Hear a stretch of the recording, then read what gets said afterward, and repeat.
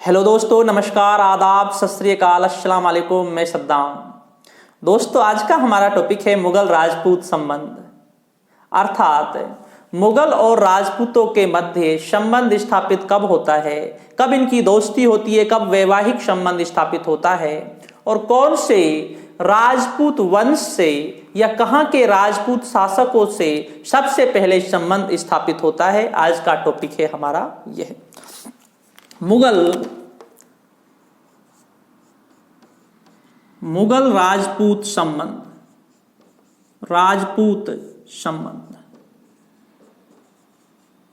समझना दोस्तों, मुगल राजपूत संबंध समझना। हम थोड़ा इसके पीछे भी जाएंगे, मुगल राजपूत संबंध से पीछे, अर्थात हम अकबर और भारमल से थोड़ा पीछे भी जाएंगे। समझना, 1534 ईस्वी की बात है।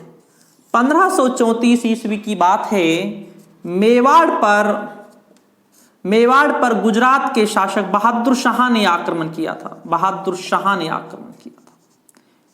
मेवाड़ पर गुजरात के शासक बहादुर शाह ने आक्रमण किया था। इस समय मेवाड़ की जो रानी थी वह कर्मावती थी। कौन थी? कर्मावती। और जो कर्मावती का जो पुत्र था, जो यहाँ का उत्तराधिकारी, जो यहाँ का शासक था अल्पायु का, जिसका नाम था विक्रमादित्य। क्या नाम था दोस्तों? विक्रमादित्य। अब आप समझना, विक्रमादित्य।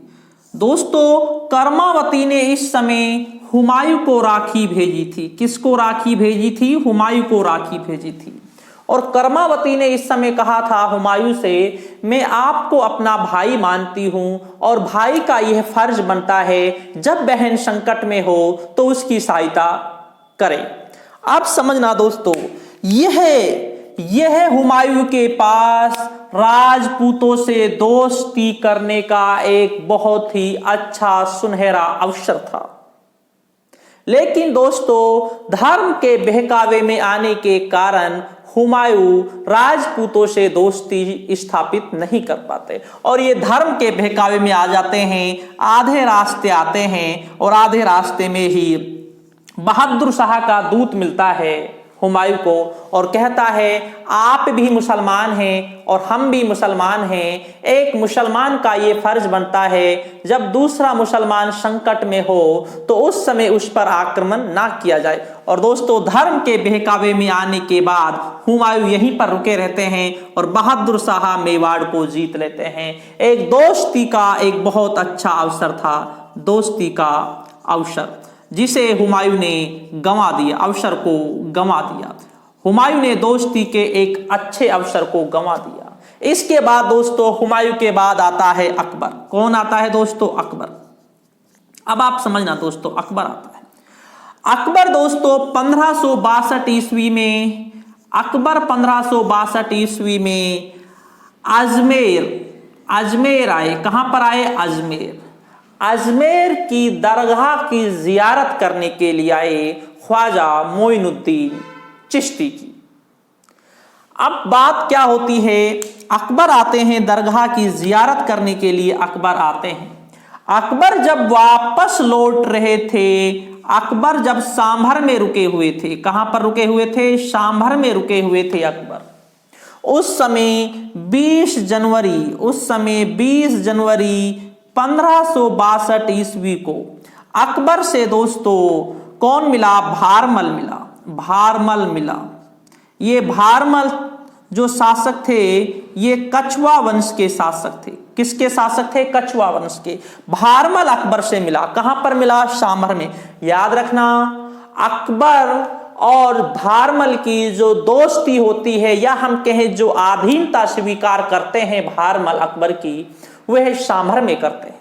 सांभर में दोस्तों भारमल अकबर से मिला और भारमल ने अकबर के सामने मुख्य रूप से 2 प्रस्ताव रखे। नंबर पहला, अधीनता स्वीकार करने का। नंबर दूसरा, अपनी पुत्री हरकाबाई का विवाह का। ये दो प्रस्ताव रखे थे अकबर के पास। नंबर पहला अधीनता स्वीकार करने का और नंबर दूसरा हरकाबाई का विवाह का, जो क्या थी दोस्तों, भारमल की पुत्री थी, भारमल की पुत्री थी, इसका विवाह का। अब समझना दोस्तों, अकबर के लिए ये दोनों प्रस्ताव ही अच्छे हैं। भाई कौन सा ऐतराज है? नंबर पहला अधीनता स्वीकार करने का कर रहा है तो बहुत अच्छी बात है, अकबर ने इसको भी स्वीकार कर लिया। और अगला प्रस्ताव हरकाबाई का विवाह का, अकबर ने इसे भी स्वीकार कर लिया। अब आप समझना कंपटीशन के हिसाब से यहां से कैसे आपके प्रश्न बनते हैं। पहला प्रश्न समझना दोस्तों, अकबर की अधीनता सबसे पहले किसने स्वीकार की? भारमल। सबसे पहले किसने स्वीकार की? भारमल। अगली बात, अकबर और राजपूतों का संबंध स्थापित सबसे पहले कौन से वंश से हुआ? कछवा। अगली बात, कहां के शासकों से हुआ? आमेर के शासकों से। अगली बात, किसने सबसे पहले अकबर से वैवाहिक संबंध स्थापित किया? भारमल ने, अपनी पुत्री हरकाबाई का। या हम कहें अकबर की पहली राजपूत पत्नी कौन थी? हरकाबाई। देखो कितने प्रश्न बनते हैं, हरकाबाई। आगे समझना दोस्तों, होता क्या है, अकबर के कोई पुत्र नहीं था, अकबर के कोई पुत्र नहीं था। अब होता क्या है, अकबर दोस्तों जो शेख सलीम चिश्ती था, शेख सलीम चिश्ती के पास आशीर्वाद के लिए गया। कहां पर? शेख सलीम चिश्ती के पास आशीर्वाद के लिए गया, जो फतेहपुर सीकरी में थे। तो दोस्तों शेख सलीम चिश्ती के आशीर्वाद से अकबर के एक पुत्र का जन्म हुआ, जिसे सलीम भी कहा जाता है। क्या कहा जाता है? सलीम। और जो जहांगीर के नाम से राजगद्दी पर बैठते हैं। अब आप समझना, इसका जन्म 30 अगस्त 1569 ईस्वी में हुआ था। किसके आशीर्वाद से? शेख सलीम चिश्ती के आशीर्वाद से, इसीलिए इसका नाम सलीम रखा था। और शेख सलीम चिश्ती को अकबर शेखू बाबा कहते थे। क्या कहते थे? शेखू बाबा। तो इसीलिए अकबर अपना पुत्र जहांगीर को भी क्या कहते थे? शेखू बाबा कहते थे। अब यहां पर समझना दोस्तों, प्रश्न क्या बनता है, पहला मुगल बादशाह कौन थे जिसकी मां राजपूत थी? या प्रश्न ऐसा आ जाए, किस मुगल शासक का संबंध आमेर से था? तो दोस्तों राइट आंसर क्या होगा, जो ये जहांगीर है इसका संबंध आमेर से था, कछुआ वंश से था। क्योंकि कछुआ वंश की इसकी मां थी, जिसका नाम क्या था? हरकाबाई था। क्या नाम था? हरकाबाई। आगे समझना दोस्तों, शेख सलीम जहांगीर ने अपनी मां हरकाबाई को मरियम उज़मानी की उपाधि दी थी। किसकी उपाधि दी थी? मरियम उज़मानी की उपाधि दी थी। किसको? अपनी मां हरकाबाई को जहांगीर ने। और समझना दोस्तों, जो ये हरकाबाई का एक बहुत ही अच्छा स्थान था मुगल हरम में।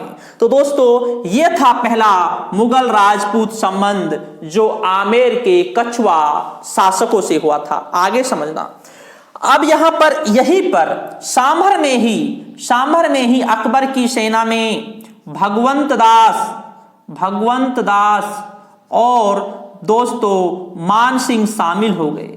कौन हो गए?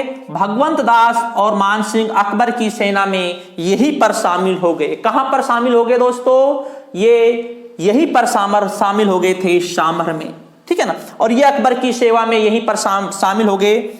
ये भारमल का पुत्र था भगवंत दास और भगवंत दास का पुत्र था मान सिंह। ठीक है ना। ये अकबर की सेना में यहीं पर शामिल हो गए। आगे समझना, मान सिंह का मुगल राज दरबार में एक बहुत ही अच्छा स्थान था।